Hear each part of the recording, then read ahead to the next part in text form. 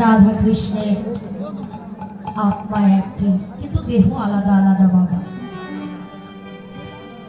তারা আনন্দ রস আস্বাদন করিবার জন্য পৃথক পৃথক দেহ ধারণ করলেন, কিন্তু সেই